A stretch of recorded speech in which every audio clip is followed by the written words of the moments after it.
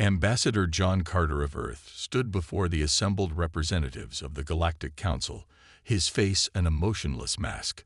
The Grand Chamber, with its soaring crystalline dome and representatives from 27 different species, fell silent as he approached the central podium. "Representatives of the Galactic Council," he began, his voice steady but cold, "I come before you today with a message from Earth's unified government. As of 800 Standard Galactic Time today, Earth and all human colonies are formally withdrawing from all diplomatic relations with the Galactic Council and its member species." The silence lasted exactly 3 seconds before the chamber erupted. The Vexalian ambassador, a tall, multi-limbed being, rose from her gravity seat. "This is outrageous. Without explanation, without negotiation." Carter didn't flinch. "Our decision is final." Across the chamber, beings of all shapes and forms began shouting, some in languages that the translation system struggled to process fast enough. The council speaker, an elderly Murden with iridescent scales, activated the chamber's sound-dampening field. "Ambassador Carter, surely there is room for discussion," the speaker said, her translator giving her voice a metallic edge. "The humans have been valued members of this council for 63 standard years. There is nothing to discuss," Carter replied, removing his official council medallion and placing it on the podium. "Earth has made its decision based on information that has recently come to light. We will not be taking questions." In the back of the chamber, Councillor Zach Srill of the Thruel Hegemony watched with barely concealed satisfaction. The massive chitinous being's compound eyes gleamed as they observed the chaos. This was exactly as their intelligence operatives had predicted. Humans were predictably emotional, predictably rash. Meanwhile, across the galaxy, human actions were already in motion. Admiral Lisa Morgan stood on the bridge of the EDF Intrepid, Earth's largest battlecruiser, watching tactical displays as hundreds of human vessels began converging toward Sol system borders. "Admiral," her communications officer called, "we've received confirmation that Ambassador Carter has delivered the message. Protocol Nightfall is now active."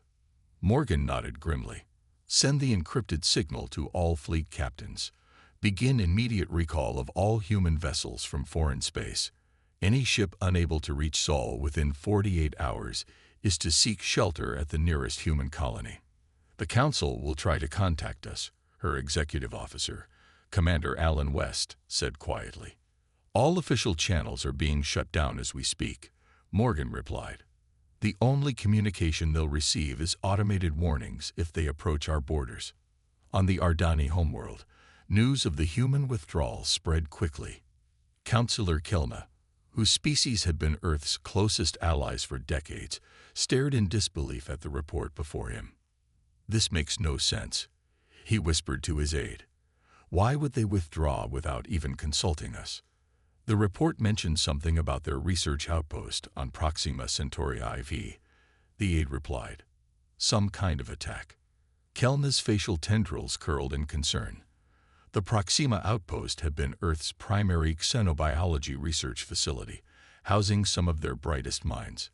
What happened there? Details are scarce. The facility was destroyed. 43 human scientists died. Back in the council chamber, Ambassador Carter was already leaving, ignoring the shouted questions and demands for explanation. A junior Thruel diplomat approached Zach Srill, speaking in their native clicking language. "The humans are retreating exactly as planned, Counselor," the diplomat said. "Our operatives report their vessels are pulling back from all major trade routes." "Excellent," Zach Srill responded. "With humans isolating themselves, the Council will be weakened. The trade agreements we've been pushing will pass without their interference." As Carter's shuttle departed the Council station, he allowed himself a momentary break in his stoic demeanor. He looked down at his personal communication device, displaying a classified image of the destroyed Proxima facility. Someone had wanted to provoke Earth into exactly this reaction. The question was, who would benefit most from humans retreating from galactic politics? On Earth, Director of Intelligence Frank Murphy was already implementing the next phase. Protocol darkness. All across human space, communication networks with alien species went silent, one by one. The diplomatic retreat had begun. Captain Steve Bennett floated in the zero-gravity environment of the secure data center, his eyes fixed on the holographic display before him. The ruins of the Proxima Centauri IV research station rotated slowly in the projection, each piece of debris tagged and analyzed. "Play it again," he said quietly. Dr. Ashley Wilson nodded, her fingers moving across the control panel. "This is the reconstructed security footage from the exterior cameras. We've enhanced it as much as possible." The hologram shifted, showing the final moments before the explosion. In the grainy footage, 3 figures in environmental suits moved along the station's hull. Their movements were practiced, efficient. "Stop there," Bennett said suddenly. "Zoom in on that suit emblem." The image enlarged, revealing a partial insignia on one of the figure's shoulders. "That's not human," Dr. Wilson said, leaning closer. "The pattern matches Thruul military special operations insignia. And look at their movement patterns. Notice how they're adapted for beings with exoskeletons." Bennett's jaw tightened. So it wasn't an accident, and it definitely wasn't human separatists like the initial reports claimed. The explosives were placed precisely at structural weak points. Wilson continued, bringing up another display. "They knew exactly where to hit us. 43 scientists dead, and for what? Our research was publicly available through council channels." "Not all of it," Bennett said quietly. Wilson looked at him sharply. "What do you mean?" "The gravity manipulation experiments. They were classified." Bennett pushed away from the console, drifting toward another workstation. The Thruul have been pushing for that technology for years. Back on Earth, Intelligence Director Frank Murphy sat alone in his office, the blinds drawn, his screen showing the implementation of protocol darkness across human space. One by one, communication relays with alien species were shutting down, emergency channels only remaining active for necessary warnings. His secure line blinked. "Murphy here." "Sir, we've confirmed it," came the voice of his deputy. "The explosive residue from Proxima matches Thruul military-grade compounds, and we have partial visual confirmation of the operatives." Murphy closed his eyes briefly. "Forward everything to Admiral Morgan. Then complete the communications blackout. No exceptions." Across the stars, human colonies were transforming. On New Terra, civilian ships were being retrofitted with military-grade shields. On Epsilon Base, missile platforms that had been dormant for decades hummed back to life. In Council space, Councillor Kelena of the Ardani Confederation paced in his private chamber, his communication attempts to Earth meeting nothing but automated responses. As a longtime ally of humans, the sudden silence was disturbing. His aide entered the room nervously. "Councillor, we've received word that human military vessels are taking up defensive positions around all their colonies. The Thruul are calling it an act of aggression." "The Thruul would," Kelna muttered. His facial tendrils twitched with concern. "Keep trying to reach Ambassador Carter's office. Use our old emergency frequencies if necessary." Meanwhile, on the diplomatic station, Ambassador Carter's aide, Olivia Rodriguez, moved through the nearly empty human section. Most staff had already evacuated, heading back to Earth on fast transports. She paused at a maintenance junction, checking to ensure she wasn't followed, before entering an unmarked room. Inside, 2 Ardani representatives waited anxiously. "Thank you for coming," Rodriguez said quietly. "I don't have much time. What I'm about to share violates protocol darkness, but Ambassador Carter believes your people need to know the truth." As Rodriguez spoke, Admiral Morgan's flagship exited faster than light travel near the edge of Thruul space. Beside her, 4 advanced stealth destroyers shimmered into position, their new cloaking technology rendering them nearly undetectable. "Position confirmed, Admiral," her tactical officer reported. "We're within observation range of the Thruul homeworld. They have no indication we're here." Morgan nodded grimly. Begin passage scans. I want to know every ship movement in and out of their system. If they're preparing for war, I want to see it coming." The Galactic Council chamber had never been so chaotic. Delegates from 27 species shouted over one another while the council speaker, her iridescent scales now dull with stress, repeatedly struck the ancient bell of order. The floor recognizes the delegate from the Vosh commonality. She finally managed, her translator buzzing with strain. The Vosh representative rose, his tentacle-like appendages trembling. The small blue-skinned being was visibly distressed, his speech sacs inflating and deflating rapidly. "This is a catastrophe for my people," he declared, voice wavering. 70% of our crucial medical technology relies on human engineering expertise. 3 of our orbital medical stations have already shut down without human technicians. People are dying. From across the chamber, the Thruul representative clicked dismissively. The Vosh should not have made themselves so dependent on a single species. Perhaps this will teach all council members about the dangers of over-reliance.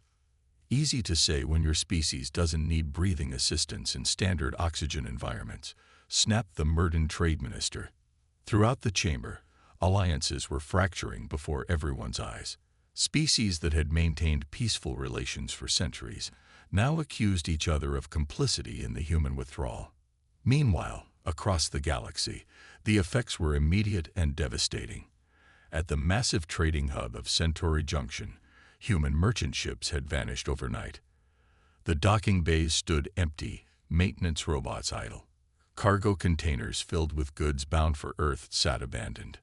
The station manager, a veteran Ardani named Pelvor, stared at the logistics display in dismay. Half our incoming traffic, gone. His assistant pulled up another screen. "Sir, the trading indexes are collapsing. Human currency futures have been suspended on all exchanges after dropping 60%. Pelvor's tendrils drooped. And the Vosh medical supply shipments. No human escorts means no safe passage through the crawl sector. They're stranded." On the Vosh homeworld, the situation was growing dire. Chief Medical Administrator Zell addressed the Planetary Council, his speech sacs nearly deflated from exhaustion. "The human-designed atmospheric processors need specific maintenance every 30 days, he explained. "Without their engineers, we can maintain basic functions for perhaps another week before systems begin to fail." One council member slammed her tentacle against the table. "Why did we make ourselves so dependent on them?" "Because their technology was centuries ahead of anything else available," Zell replied simply. "And they were willing to share it." Back in the secure human diplomatic station, Olivia Rodriguez continued her clandestine meeting with the Ardani representatives. She passed them a secure data crystal. "This contains evidence of what really happened at Proxima," she whispered. "Ambassador Carter trusts your species, but be careful who sees this. We believe the conspiracy extends beyond the Thruul." The elder Ardani, Mevlora, accepted the crystal gravely. "The humans have been our friends for generations. We will not abandon you now." "There's more," Rodriguez said, lowering her voice further. "We believe the attack was specifically targeting our gravity manipulation research." The younger Ardani's eyes widened. "The technology that could revolutionize space travel and terraform dead worlds." Rodriguez nodded. "And in the wrong hands, collapse planetary crusts or tear apart starships." In the shadows of the Thruul homeworld, Admiral Morgan watched the sensor readings with growing concern. The Thruul military was mobilizing, far more vessels than their standard readiness protocols would warrant. "They're preparing for something," she muttered. "But do they expect us to attack, or are they planning to strike first?" Her communications officer approached with a secured tablet. "Admiral, intelligence update from Earth. Director Murphy reports that 3 additional Council species have suspended relations with the Thruul in the past 6 hours. The Vosh ambassador publicly accused them of orchestrating the human withdrawal." Morgan's eyes narrowed. The Thruul miscalculated. They thought isolating us would strengthen their position. Instead, it's revealing the fractures in the Council, her executive officer finished. Morgan nodded grimly. Maintain stealth protocols. Continue monitoring their fleet movements. And prepare our gravity weapons for testing. Just in case. Dr. Ashley Wilson's eyes burned from staring at code for 12 straight hours. The secured bunker deep beneath Earth's Pacific Ocean hummed with the sound of quantum processors as they worked through the encrypted communications her team had intercepted from Thruel space. "I think I got something," she said, her voice hoarse from disuse. Captain Bennett moved to her workstation, leaning over her shoulder to study the scrolling data. "What am I looking at?" Communications between High Commander Zax Frill and representatives from 3 other Council species. Wilson highlighted sections of text. The Crawl, the Vorathi, and surprisingly, the Selnarin. Bennett frowned. The Selnarin have been neutral for centuries. Not anymore. Wilson brought up a translation matrix. They've been planning this for months. The Proxima attack was just phase 1. Look here. They specifically mentioned framing humans for weapons violations to trigger Council sanctions. She pointed to another section. And here, the Thruel were promised exclusive rights to our gravity manipulation technology once we were forced to surrender it under Council pressure. Bennett's face hardened. "Send this to Director Murphy immediately, and find out if there's any mention of human hostages. We've had 26 scientists unaccounted for since the attack." Across the galaxy, Lieutenant Paul Davis and his team of 6 Special Forces operatives drifted silently toward a camouflaged Thruel facility buried in an asteroid belt. Their stealth suits masked both thermal and electromagnetic signatures. "Intel says they're holding at least 15 humans inside," Davis whispered through the team's secure comm. "Extraction is primary objective, evidence gathering secondary. Use non-lethal methods when possible. We need prisoners who can testify before the Council." His second in command, Sergeant Kate Miller, checked her specialized weapon. "Rules of engagement if we confirm they're the Proxima attackers." Davis's voice turned cold. "Then all bets are off." The team moved toward the airlock, their specialized equipment cutting through Thruel security measures with practiced precision. Inside the Council chambers, Councillor Kelena of the Ardani Confederation approached the central podium, flanked by representatives from 4 other species. The chamber had been in near-continuous session since the human withdrawal 3 days earlier. "Esteemed colleagues," Kelna began, his translator set to maximum clarity, "I come before you with disturbing evidence that must be considered by all." The Thruel representative immediately rose in objection. "The Council has already voted to table discussions of the human situation until their leadership responds to our inquiries." "This is not about the humans," Kellner replied smoothly. "This is about Council integrity." He activated the central display, showing communications logs between Thruel military vessels and the destroyed Proxima station in the days before the attack. The chamber fell silent as the evidence unfolded. Supply manifests for explosive materials, matching those found in the wreckage, orders signed by Thruel High Command, and financial transfers to operatives from multiple species. This was not simply an attack on humans, Kelma concluded. It was an attack on the principles of this Council, on the peace we have maintained for centuries. The Thruel representative's mandibles clicked furiously. "These are fabrications, human propaganda." From the back of the chamber, the Vosh delegate's voice cut through the noise. "We have suffered greatly from the human withdrawal. If the Thruel caused this, they have committed crimes against all Council species dependent on human trade and technology." On Earth, Director Murphy entered the office of the United Earth President, carrying a single data tablet. "Madam President, we have confirmation. The conspiracy goes beyond the Thruel. At least 3 other Council species were involved in planning the Proxima attack." President Diane Russell studied the evidence grimly. "And our response options?" "Admiral Morgan is in position near the Thruel homeworld. Dr. Wilson has decoded their communication protocols. And Lieutenant Davis's team is currently extracting our people from a Thruel black site." Russell nodded slowly. "Then it's time for Operation Thunderclap." Send the authorization. It's time to show the galaxy why attacking Earth was their greatest mistake. Admiral Lisa Morgan stood on the bridge of the EDF Intrepid, her face illuminated by the tactical display, showing the Thule military installation on the uninhabited moon of Vex Thor. The facility had been carefully chosen, a weapons development center with no civilian presence, currently housing one of the Thule's newest dreadnoughts.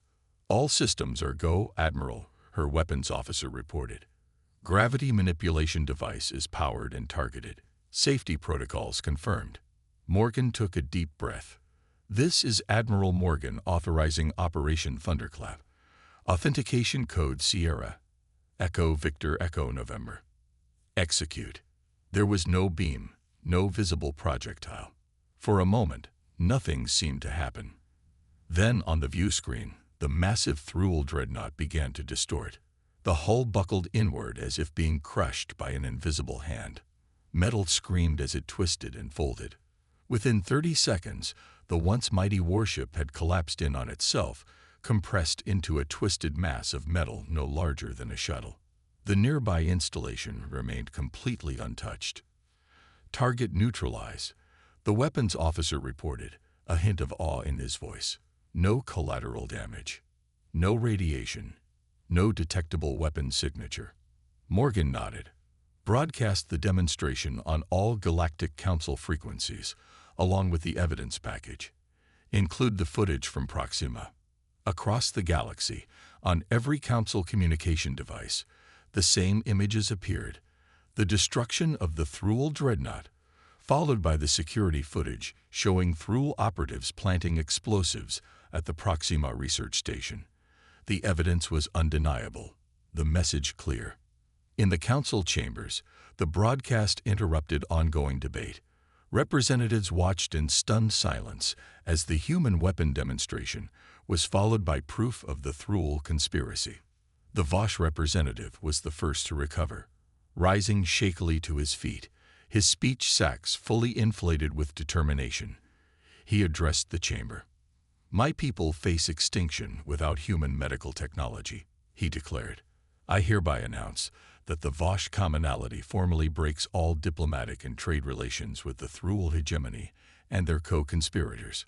We call for immediate sanctions against those responsible for this plot." The chamber erupted again, but this time the chaos had direction. Species after species rose to condemn the Thule. The Thule representative, surrounded by suddenly hostile colleagues, began backing toward the exit. On the Thule homeworld, High Commander Zax Vrill watched the broadcast with growing horror. How did they develop the gravity technology so quickly? Our intelligence said they were years away from practical applications. His military advisor's mandibles clicked nervously. The weapons signatures matched nothing in our database. They could have collapsed our moon into our planet if they wanted to. Instead, they chose a precise demonstration. And now the Council has the evidence. Zax Vrill hissed. "Contact our allies. We need to coordinate our response." "Our allies are abandoning us, Commander." The Selnarin have already issued a statement denying any involvement. The Vorathi ambassador's ship left Council space an hour ago. Back on the Intrepid, Admiral Morgan received an urgent communication from Earth. Lieutenant Davis's team successfully extracted 17 human scientists from the Thule Black site. Director Murphy reported. All alive, though some required medical attention. They've confirmed that the attack on Proxima was specifically targeting our gravity research. The demonstration worked as planned. Morgan replied. The Thule must realize now that we already perfected the technology they were trying to steal. And more importantly, that we chose restraint, Murphy added. We could have hit their homeworld. Instead, we destroyed one unmanned ship and spared their facility. On the Ardani homeworld, Councillor Kelna addressed his government's Security Council. Displayed before them was a message from Earth, the first official communication since the withdrawal began. The humans have demonstrated both overwhelming technological superiority and remarkable restraint, Kelna said. They're offering us a choice. Stand with them against those who would undermine galactic peace, or stand aside. The council chamber fell silent as the implications sank in. The balance of power in the galaxy had just shifted dramatically. Captain Steve Bennett stood at the helm of the diplomatic vessel EDF Concord as it approached the Ardani homeworld. Through the viewport, the gleaming silver spires of the Ardani capital city caught the light of their binary stars, creating a dazzling display against the planet's deep purple atmosphere. "Beautiful," Dr. Wilson murmured beside him. "I've always loved this view." Bennett nodded. "First time I've approached without running standard diplomatic protocols. Feels strange." The ship's communication system chimed. "Captain, we're receiving clearance codes from Ardani Defense Command. They're authorizing direct approach to the stellar assembly instead of the diplomatic docks." "That's unprecedented," Wilson said, raising an eyebrow. "Even during our closest collaboration, humans were always directed to diplomatic channels." Bennett straightened his uniform. "Things have changed. Let's see just how much." On the main council station, representatives from 17 species gathered in an auxiliary chamber, pointedly separate from the main council hall where the Thruul and their remaining allies still held their seats. The emergency coalition meeting was being led by the Ardani and the Vosh, with empty seats prominently displayed for the human delegation. "The economic impact is worse than projected," the Vosh representative reported, his speech sacs deflated with distress. "Without human medical technology, we've lost access to 30% of our habitable zones. Death rates are climbing." The Ardani councillor, Kellner, raised his tendrils in a gesture of support. "The coalition has approved emergency relief. Ardani medical teams are already adapting human protocols for your environments." A representative from the Murden Trading Guild rose next. "Trade routes throughout the quadrant are in disarray. The human merchant fleet was the backbone of our shipping infrastructure. We've lost 60% of our capacity overnight." Across the station, in a secure communication room, the Thruul ambassador received increasingly desperate messages from his homeworld. The Thruul military had mobilized fully, expecting human retaliation after Operation Thunderclap, but none had come. Instead, economic sanctions were crippling their worlds as species after species severed ties. "The coalition now includes 17 council members," his aide reported. "Our allies are abandoning us hourly. The Selnarin have not only denied involvement, but have provided additional evidence against us." The ambassador's mandibles clicked in fury. "Cowards. They were eager enough to share in the technology when we promised it to them." On the Ardani homeworld, Captain Bennett and Dr. Wilson were escorted into the Grand Stellar Assembly, where the highest leaders of Ardani society awaited them. The humans were the first non-Ardani ever permitted in this sacred space. High Chancellor Velmora approached, extending all 4 tendrils in the highest form of Ardani respect. "Captain Bennett, Dr. Wilson, you honor us with your presence. Your journey here signals hope for a new beginning." Bennett bowed in the traditional Ardani manner. "Chancellor, we come with authorization to establish new security protocols between our peoples. Earth recognizes that old diplomatic frameworks failed to prevent conspiracy.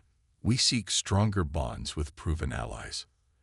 "And we offer them gladly," the Chancellor replied. "The evidence you provided has reshaped the Council. Many now see what the Ardani have long known, that humans are honorable allies worthy of trust." Dr. Wilson stepped forward, activating a holographic display. "Our research confirms what we suspected. The Thruul sought our gravity manipulation technology not merely for military advantage, but to establish complete dominance in the region." The display showed simulations of how the technology, if misused, could destabilize planetary crusts or collapse space stations with pinpoint accuracy. "The Thruul miscalculated," Bennett added. "They believe that by destroying our research facility and forcing us into isolation, they would weaken us and eventually force technology concessions." Chancellor Velmora's tendrils rippled in what humans had learned was amusement.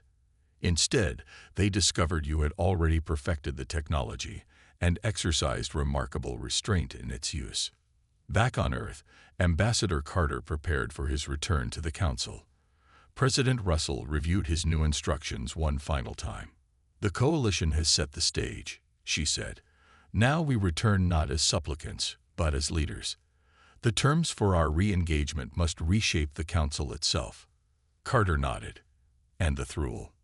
"Justice before reconciliation," Russell replied firmly.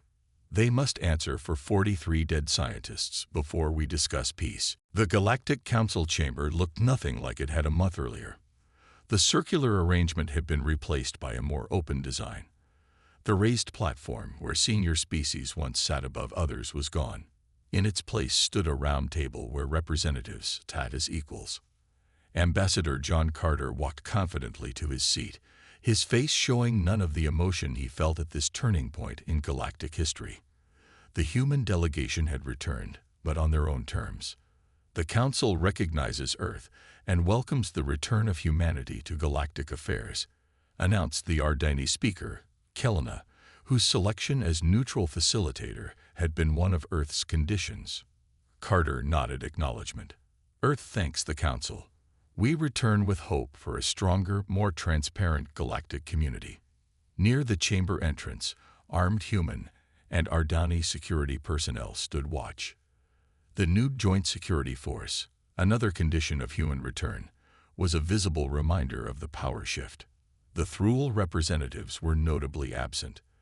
Their seats at the table remained empty, a deliberate symbol of their isolation.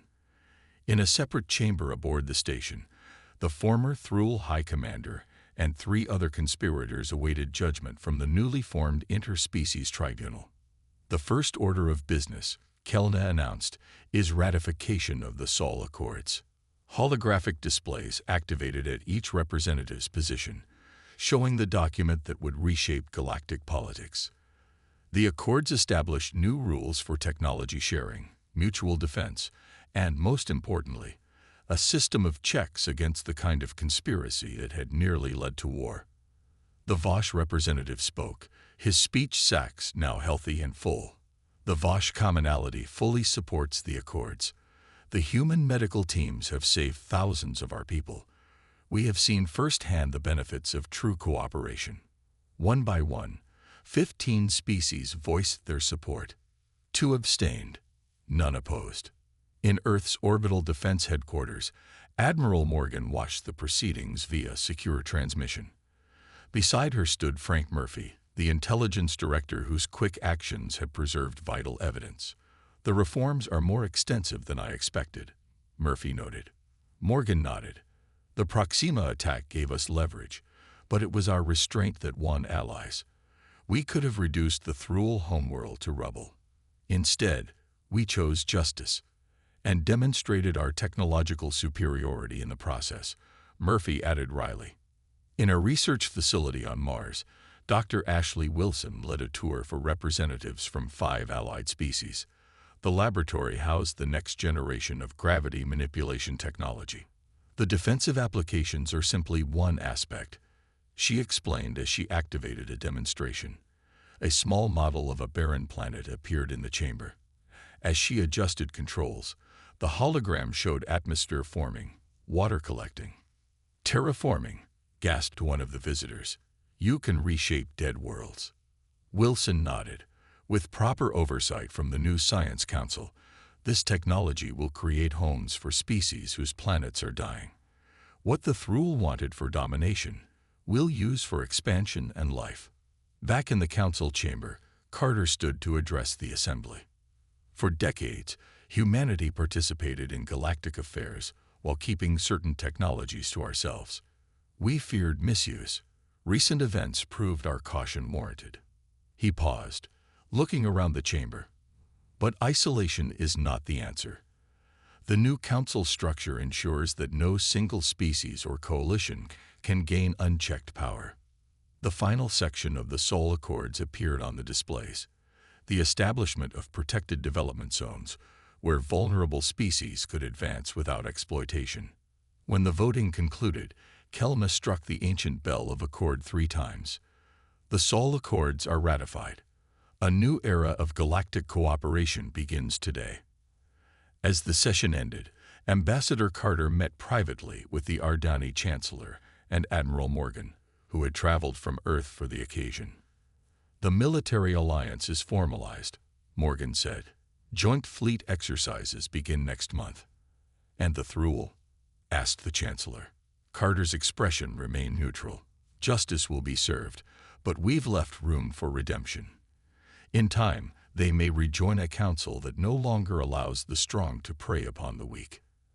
As they looked out at the stars from the observation deck, Earth's lights visible as a distant blue point, Morgan spoke what they were all thinking. "We didn't want this power. We didn't seek this influence. But now that we have it, we'll use it to build something better than what came before. And learned one ourselves." Carter added quietly, "True strength lies not in isolation, but in choosing the right allies." 5 years had passed since the ratification of the Sol Accords. The observation deck of the New Harmony Station provided a stunning view of the rebuilt Proxima Centauri research facility. What had once been a place of tragedy now stood as a symbol of resilience and cooperation. Governor Emma Harris, former captain of an Earth defense vessel and now leader of this joint human-alien scientific outpost, watched as shuttles from a dozen different species arrived for the anniversary ceremony. "Quite different from when we isolated ourselves, isn't it?" asked Paul Davis, now General Davis, commander of the Joint Security Forces that had grown from the crisis. Harris nodded. "Hard to believe it started with us pulling away from everyone. Now look at us, the center of the most successful galactic coalition in recorded history." Below them, in the Grand Assembly Hall, final preparations were underway for the ceremony marking 5 years of the new council. Representatives from 32 species would attend, including, for the first time since the crisis, a delegation from the Thruel. Dr. Wilson, now head of the Galactic Science Academy, supervised as her team installed a monument in the center of the hall. The sculpture contained materials from every member world, held together by the same gravity technology that had once been the target of conspiracy. "Is it balanced properly?" she called to her assistant. "Perfect, Doctor. The field is stable and self-sustaining." The young Ardani assistant's tendrils fluttered with pride. "It will stand for centuries." In a private chamber nearby, Ambassador Carter, his hair now streaked with gray, met with the new Thruel representative, Zextala. The meeting would have been unthinkable even a year earlier. "My people appreciate this opportunity," Zextala said, her mandibles moving carefully to form words in the human language, rather than relying on translators. A gesture of respect. "The path back to trust is long, but we are committed to walking it." Carter nodded, his expression measured. "The tribunal's work is complete. Justice has been served for those responsible for the Proxima attack. Now we look forward." The door opened and Admiral Morgan entered, now serving as Earth's defense minister. Her uniform bore the new insignia of the Joint Fleet Command.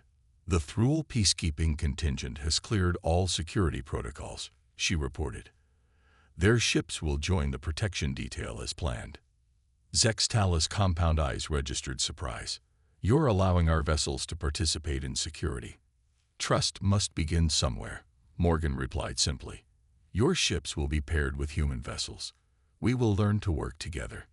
Across the station, in the medical wing, human and Vosh doctors worked side by side. What had begun as emergency assistance during the crisis had evolved into a revolutionary exchange of medical knowledge. Diseases once thought incurable were now being treated successfully across multiple species. Chief Medical Officer Ryan Cooper watched as a Vosh child, her respiratory system now functioning perfectly thanks to adapted human technology, played happily with children from 3 other species.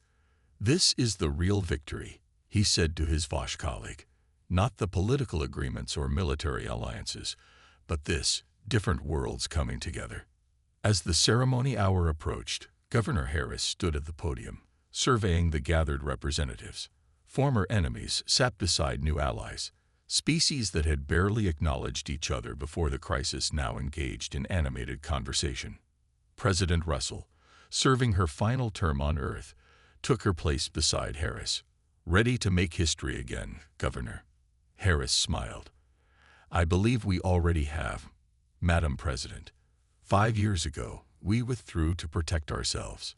In doing so, we inadvertently created the conditions for the strongest alliance the galaxy has ever known. The lights dimmed, and the gravity monument at the center of the hall began to glow with gentle blue light, the same color as Earth seen from space. The universe is full of forces pulling things apart. Harris began as the ceremony commenced. Gravity is the force that brings things together. 5 years ago, we discovered that principle applies not just to planets and stars, but to civilizations as well. Throughout the station, on thousands of worlds, and on vessels throughout Council space, billions watched as the once fractured Galactic Council demonstrated what had seemed impossible after the human retreat, that sometimes the greatest unions are formed only after the courage to stand apart.